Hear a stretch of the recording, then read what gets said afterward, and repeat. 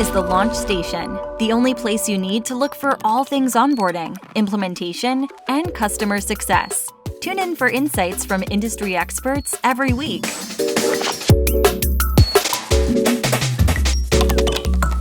Today's topic is, I know, something you care a lot about, remote work and bridging the gaps that emerge in the remote environment. And for our viewers today, quick intro on Irene. So Irene has been a customer success leader from before the time there was customer success as a function. And she's currently VP of Customer Success at MentorCloud, but she's also like an advisor to many startups on the customer success front and co-chair of the Customer Success Leadership Network. And of course, I'm sure if any of you are following the customer success domain, you would know that she's always been in those top lists of top 50, top 25 customer success leaders year after year. Welcome, Irene. Thanks. Like I said, I'm really happy to be here, and I've been doing remote work for over 25 years, both remote staff and remote customer work. So this is a topic that is near and dear to me, and it can be done well and it can be done not so well. Perfect. So before we get into the topic, I'm just gonna start with an icebreaker. If you were to choose an alternate profession, what would it be? Well, that's kind of hard for me because actually I love what I do. This is my chosen profession, but I guess if I had to think about it, I might choose to be a chef, or I might choose to do something altruistic, working with helping people somehow. Those would be my two possible options. Perfect. So, you mentioned that you've been working remotely for a very long time now. You mentioned 25 years. And I think a lot of us who are probably listening to the show got started in like a remote work fashion probably in the last 2 years. So what are some key things that you've learned to pay attention to make remote work more effective? Well, so there are a few things that I think you have to pay attention to. The first one is how you build relationships. And I'm sure we'll talk more about these as we go, but the second area that I think about is how will you collaborate? How will you share information? Because you can't lean over to somebody and say, see, look at this. And then another one is just agreeing on certain things like etiquette and norms, how frequently you're going to meet, when you need to be on and off camera. And obviously communication differences, which span whether you're working remotely or whether you're working in the same place.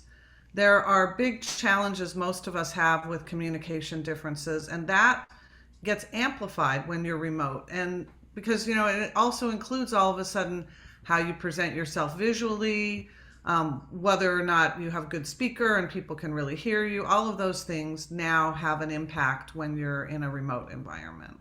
Right, that makes sense.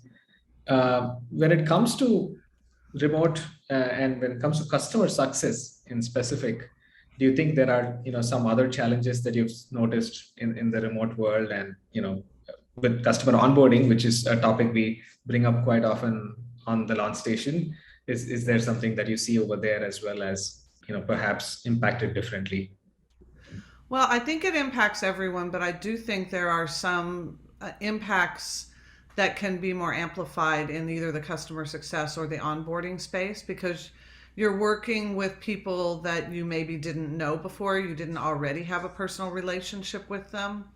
For customer success and for companies that used to just have their staff hop onto planes to go and visit, to onboard customers, they have to rethink how they do things, because there was a lot that happened around the edges of doing that when you're in person. In some cases now, customers have to do more of the heavy lifting, especially in onboarding, than they did before. If there was a certain setup that only happened once that was sort of complicated, you could just go and do that for them and then it was done. They didn't need to worry about it. It was behind the scenes. But now if you can't go, they have to do it themselves, and maybe it's more complicated. Also, playbooks have to be massively adapted.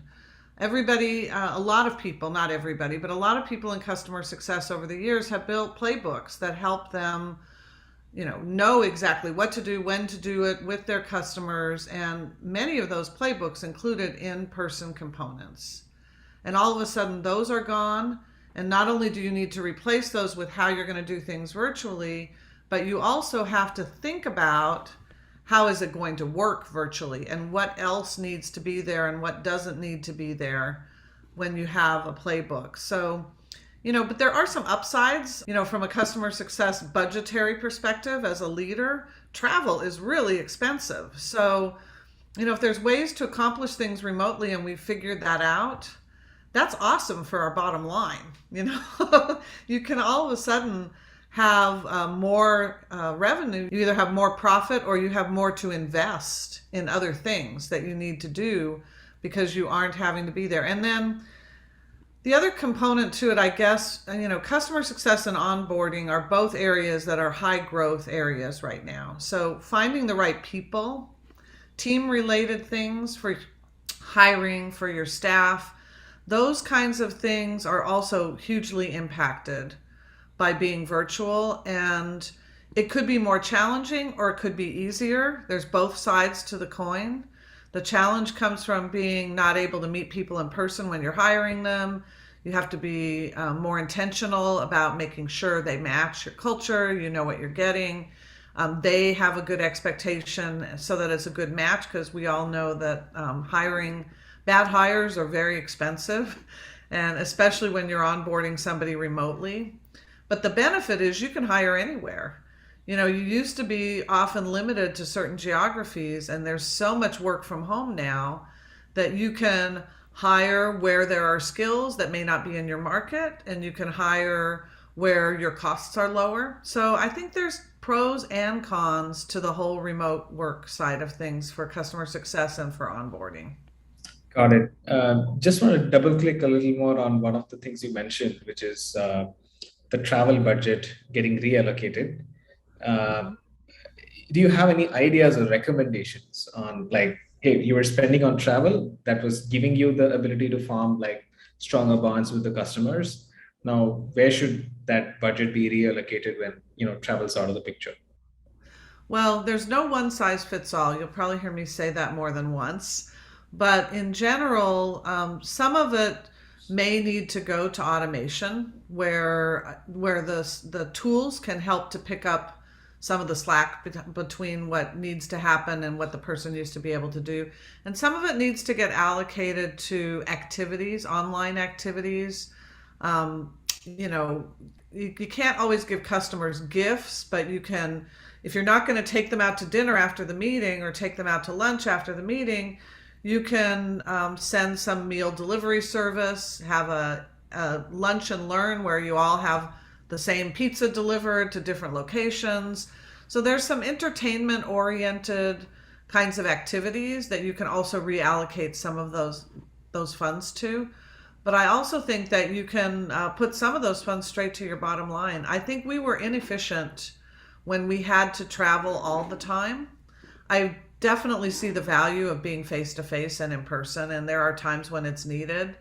But I also think that we did it more than we necessarily needed to in the past. Makes sense. And now we got to get creative with how we form that connect. And I love the idea of shared meal, like same pizza delivered or same coffee sent to all of them. That could be a nice experience. Yeah, absolutely. Or cookies, or I know teams that have done wine tasting things, other activities, just social activities that you can do together online. I mean, there's a book I'm going to mention later that I know will have some ideas for that. Awesome. Cool. So do you have any stories of things going wrong in a customer relationship when things are, because it was remote? Have you seen that happen?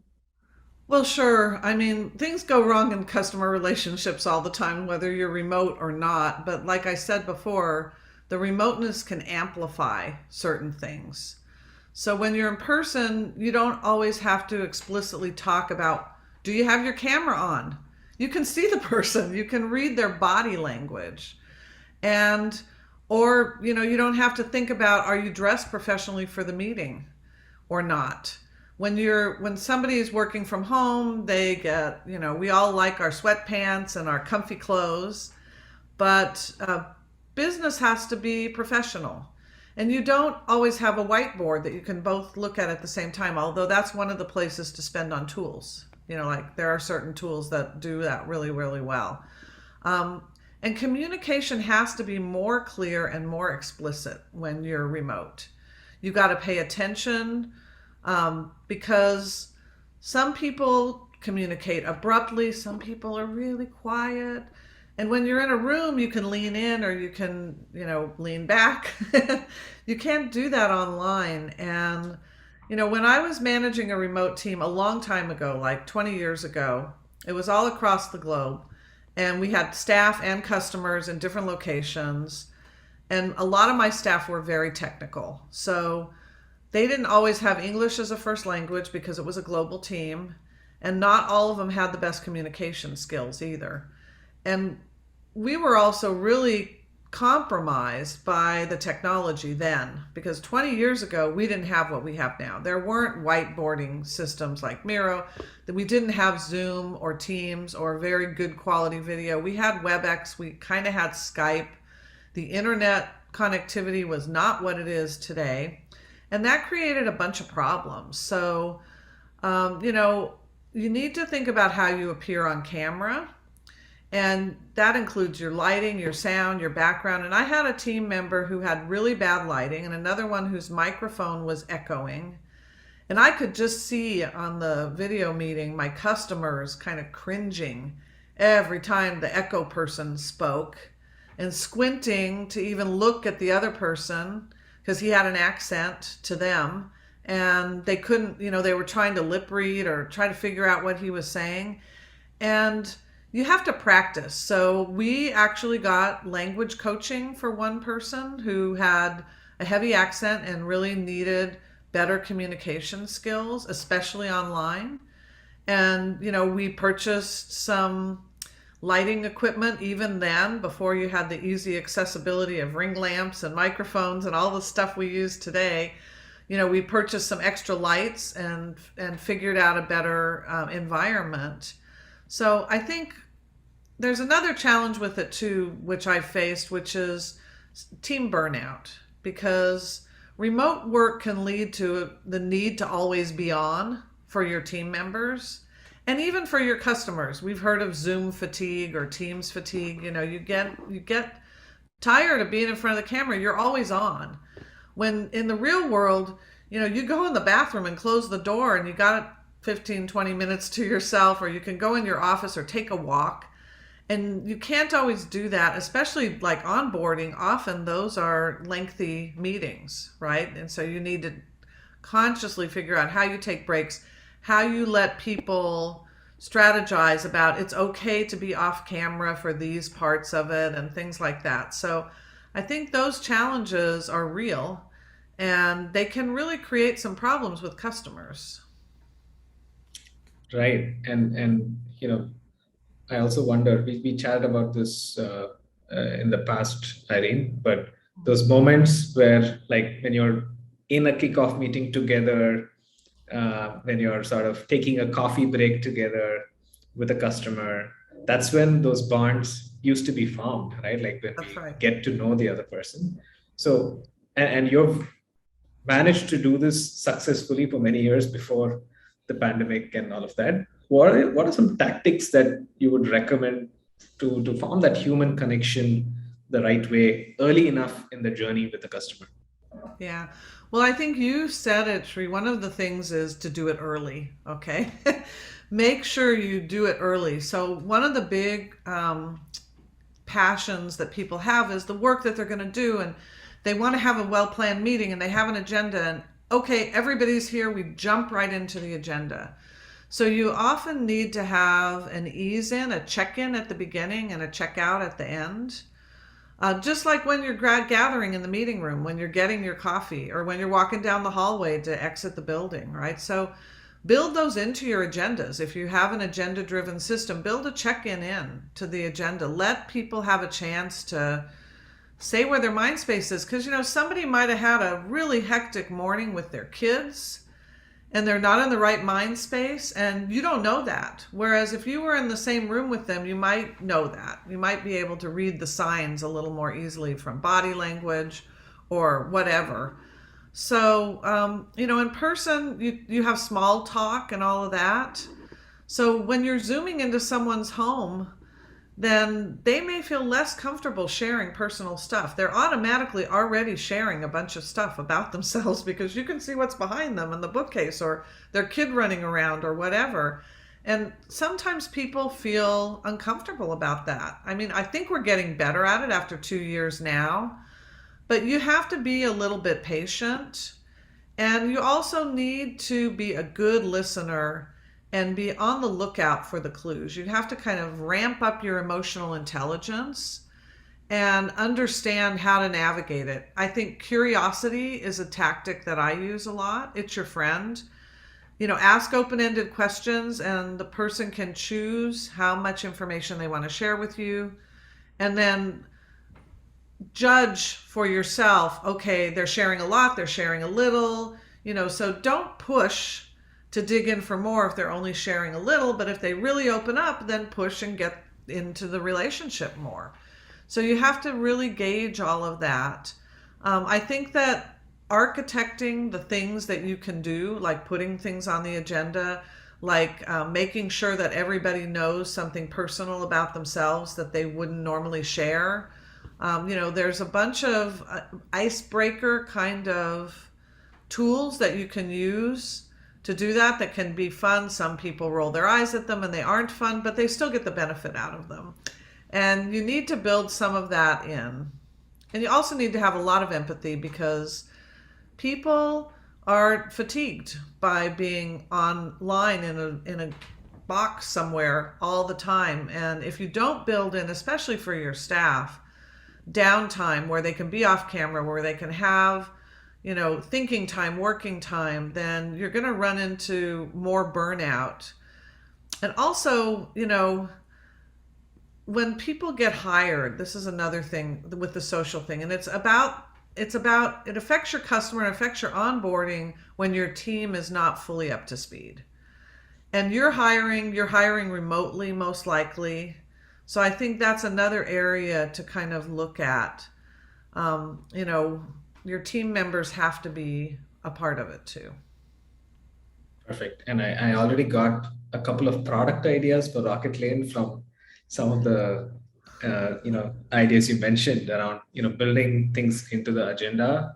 I think that's a great idea, and I can imagine like a parallel in our product where we have a chat, which probably we can have a little more social things happening there automatically with each customer. Yeah. So that's interesting. And, breakout rooms. I mean, if you use a tool that has breakout rooms like Zoom and Teams, I think both have breakout rooms. One thing you can do is either in the middle of the meeting when you take a break, you can have the break and then you can have people come back and put them into pairs in breakout rooms just to chat with each other like they would if they were walking down the hallway together. Nice. I think that's a great idea. 2 minutes each to introduce yourself to somebody who you got the high level introduction when everybody went around the table and said their name and job, but you didn't really get to talk to them. Absolutely. So I think the other thing about being a little more emotionally aware of what's happening is again a great tip. I think all of us can do better on that front. So great ideas there, Irene. And the third item you mentioned was like employees coming in during how do we get them up to speed quickly? How do we sort of ensure that they understand how the company operates, how what are the best practices that you expect folks to follow to be effective in their roles? So how have you facilitated this in your organizations in the past? Anything you've seen other companies do really well? Yeah, there are. And I don't have to tell you how important onboarding is. That's your business, right? But onboarding is not just customers, it's also your staff. right? And how you onboard people into your team makes a huge difference. So you, again, just like with your customers, you have to build the relationship. You have to build the trust, and you have to have the social time to do that. So as a leader or a manager, you also have to pay attention to where your staff is. So, are they going, because we all go through a lot of different things in this pandemic mode.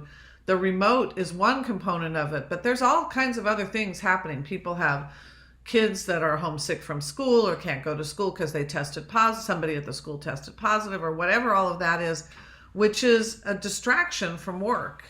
And as a leader, you have to pay attention to that and be empathetic towards it so that you don't, push them into a critical customer meeting when they've got a 2-year-old running around the house right in that moment and they don't have proper childcare.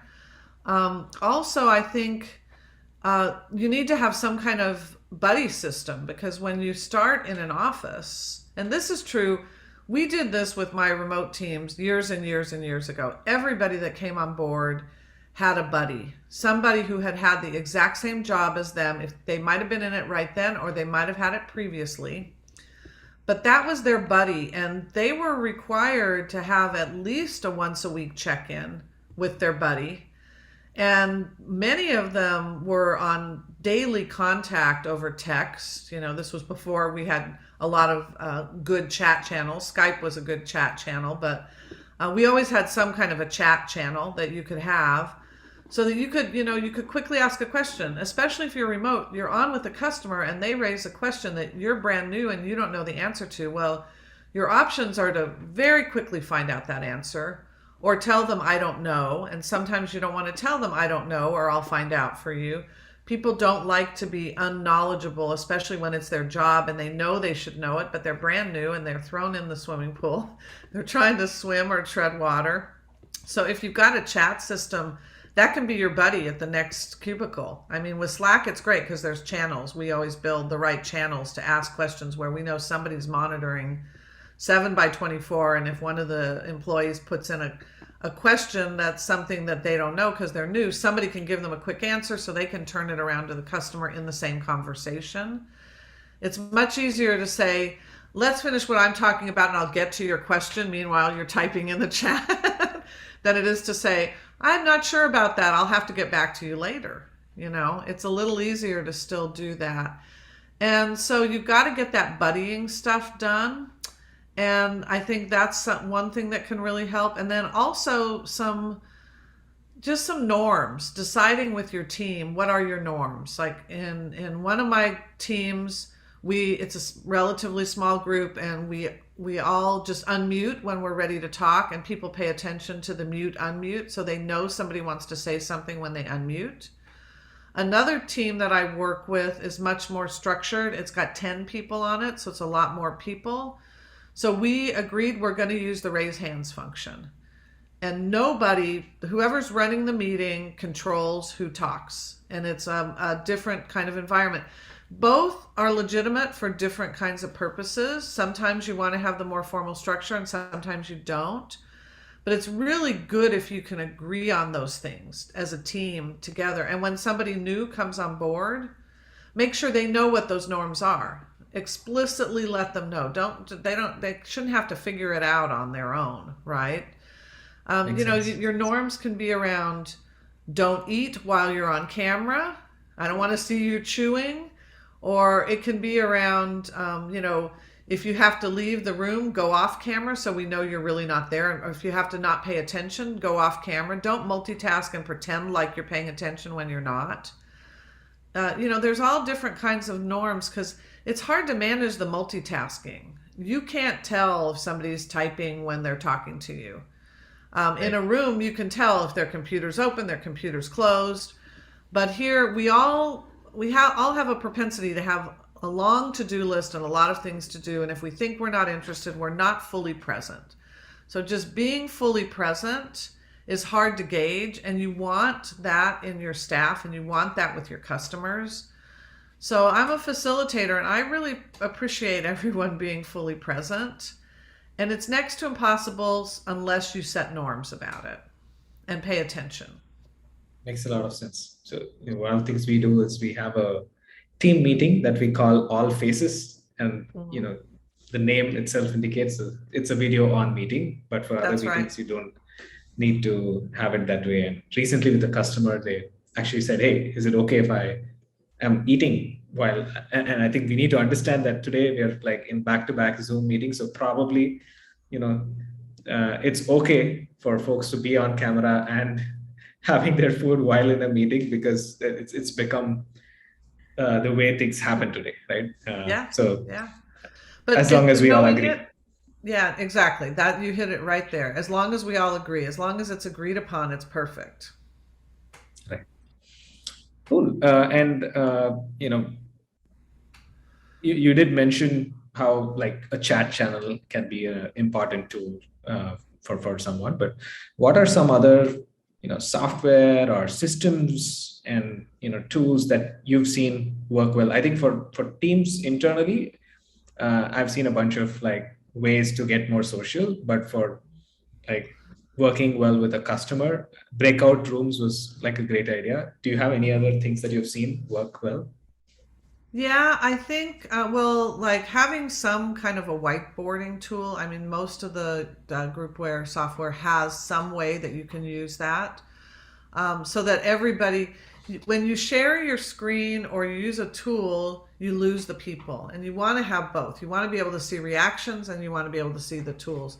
So finding a way to have a shared whiteboard where you can still see some of the faces of the people in the meetings, that's kind of an important tool.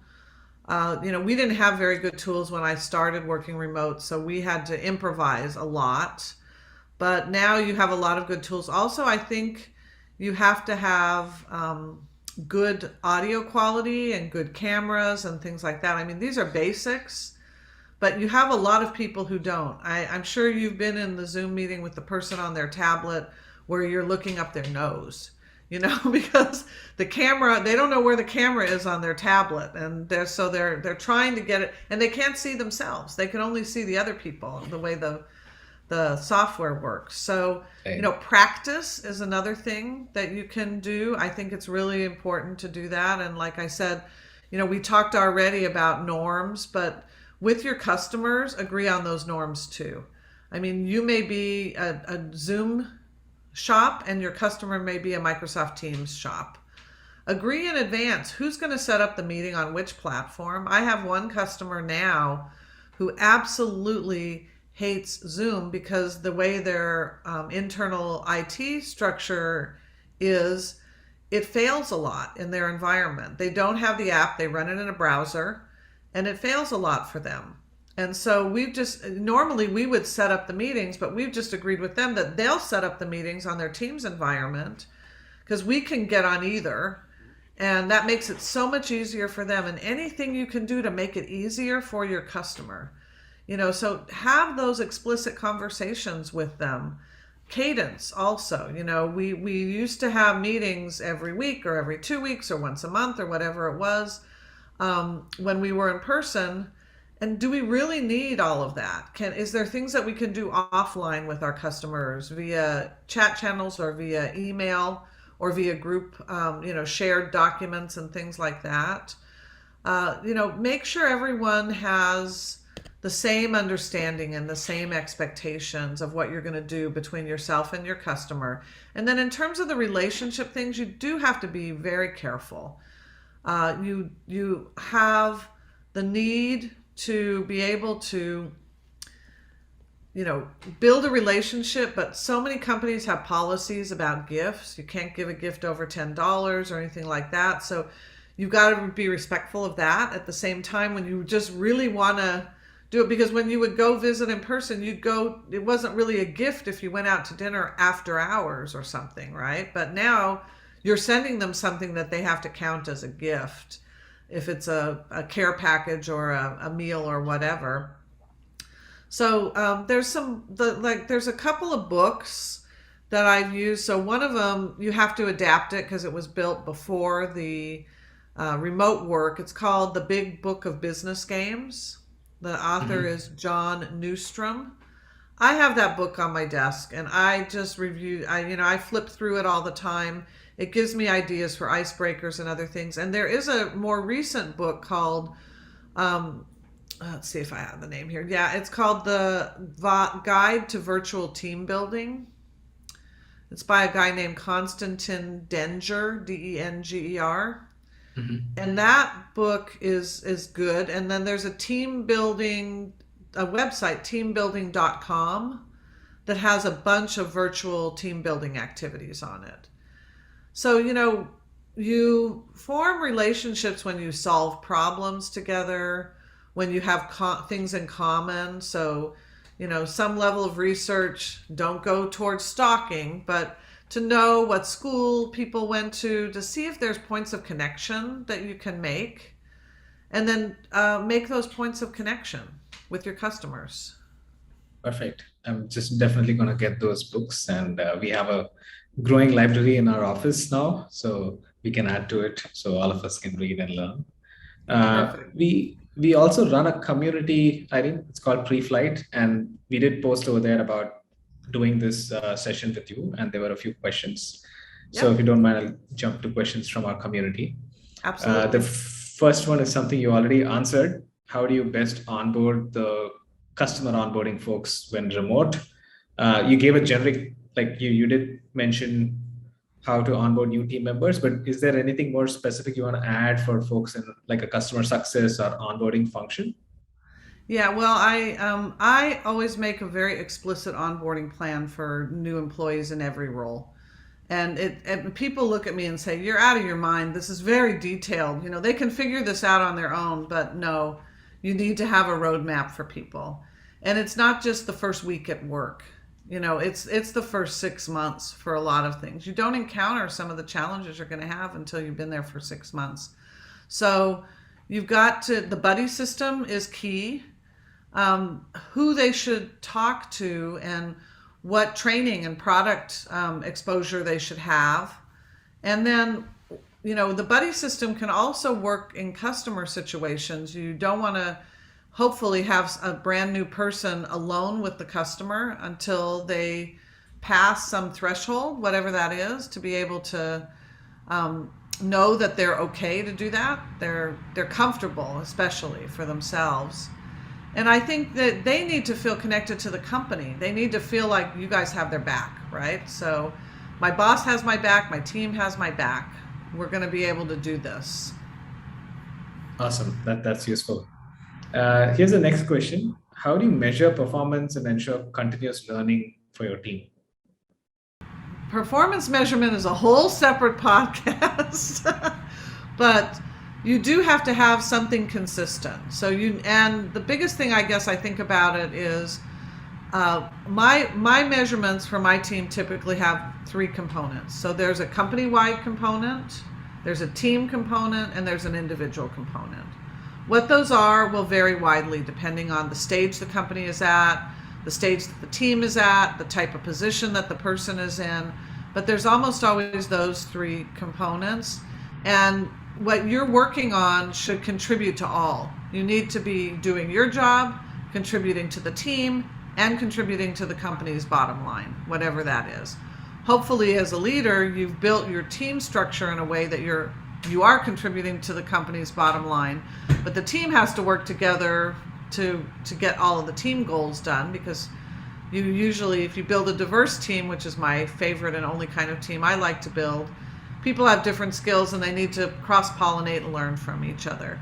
And in terms of the second part of the question, the continuous learning, I have some tricks I do in my staff meetings. So I have once a month in my staff meeting, I have somebody share a challenge that they solved. It can be a big challenge or a little challenge. It has to be work related, either with a customer or in something they're trying to get done. And first of all, that helps everybody know that we all have challenges and we're all vulnerable. Nobody is perfect. And we do it in a round robin way. So by the time, 6 months have passed, if there's 6 team members, everybody has shared, including me. And everybody else gets to learn from that challenge. So that's a continuous learning thing that I do. I also have one other meeting a month, so twice a month we have a sharing section on our agenda where we share a great success and what that was. So we share a challenge once a month and we share a success, a different meeting once a month. And then the other 2 monthly meetings, because we meet weekly, are just more tactical on things that we're going to do. Sometimes I'll bring in a guest speaker to motivate people, but those 2 things alone help the continuous learning tremendously. Awesome. Thanks for those inputs, Irene. We are going to move to a section of the podcast, which is sort of like a rapid fire. I'm going to ask you 3 quick questions and see what answers you have for us. Here's the first one. If you had an unlimited budget for CS, how would you spend it? Where can I go to have an unlimited budget? I've never had that situation, but it totally depends. So like in one company I worked at, I would have answered, I'm going to buy technology because that was my weak spot in that company. In another one, it was content. And in a different one, where I am now, if I had unlimited budget, I'd hire more. Okay. So I think it really depends. It's not one size fits all, and you have to think about it intentionally. But I'd really like to know where I could go get that unlimited budget. That is just hypothetical, of course. A thing that keeps you motivated? Watching customers get value. I mean, that is why, you asked me at the beginning, if I had an ideal job, what would it be? This is it, because I get so much pleasure and gratification out of seeing my team enjoy their work and seeing the customer get the value. I mean, that is what I love. Got it. Here's the last one. Feedback one-on-one or feedback for your team members in front of everyone else? Both. You have to do both. You got to do both. I have one-on-ones. They're not always every week. When I first join a team, they're often very frequent because I'm getting to know people, and they're getting to know me, and I'm learning. But once we get into a cadence where I have trust with people and they know what they're doing, I do a one-on-one every other week. They can always schedule it with me if they want it more frequently. But my team runs their one-on-ones. I don't set a one-on-one agenda. My team, that's my staff person's meeting. It can go personal if they want to talk about stuff personally. It can go challenging. We can problem solve together. It can be a status update. Sometimes I have my own agenda items that I need to deal with on that conversation, 1 or 2 things. But if I have a deep conversation I need to have about a topic, I schedule a different meeting. We don't do that in a one-on-one. And I do my team meetings like I already told you. I really feel like the team has to learn from each other and set norms and adjust norms as you go. And you can't do that if you're all in one-on-ones. Perfect. Thanks, Irene. Here we are down to the last question of the podcast episode. What's one customer success trend that you foresee? So I think there are actually 2 big trends that I see right now. So the first one is the tech stack, which is probably of high interest to you. I think it's evolving and maturing. So your company, Rocket Lane, is evidence of that. Onboarding is a part of customer success, and now it has its own category, right? It's big enough, it's grown up enough to have its own category. And I think that's true of other areas of the tech stack within customer success as well. Mm-hmm. There's engagement, like there's playbooks and workflow automation components, there's onboarding components, there's support components, there's surveying components, there's customer marketing components, communication. I think over time, many of those are going to become their own categories, just like we've seen in marketing. You used to have one marketing platform, and now you have your web platforms and your nurturing platforms and all of these different things. So the maturity of the tech stack, huge trend. As we continue to grow, I think that's going to happen. The second one is something that people probably don't want to hear, but I think customer success is going to have growing pains. It's an emerging function. It's about 10 years old now, and it's about to be a teenager. If you have children at all, you know that they go through cycles and phases. So right now, customer success is thriving. That's partly because during the pandemic, companies recognized we cannot afford to lose customers.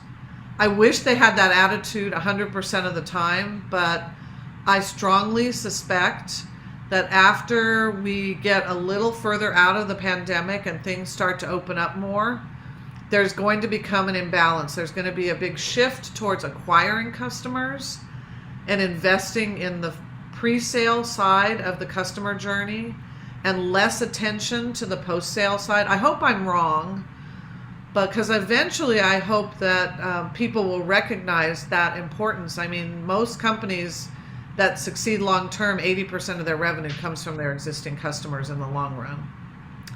But I don't think it's, I know from past experience that I think it's going to go in that direction. And it's going to take educating people outside of customer success, outside of our space. It's going to take fully educating the C-suite and investors and marketing and finance and product and other areas outside of customer success to that, the importance of being customer centric, the importance of onboarding right, because that is the first, that's the first impression that a customer has once they've bought from you. And so we can't go back to selling to bad fit customers just to gain top line revenue. But I fear we're going to see the pendulum swing in that direction a little bit in the not so distant future, unfortunately. Got it. Perfect. Thank you so much, Irene, for all the great answers and for joining us on the show.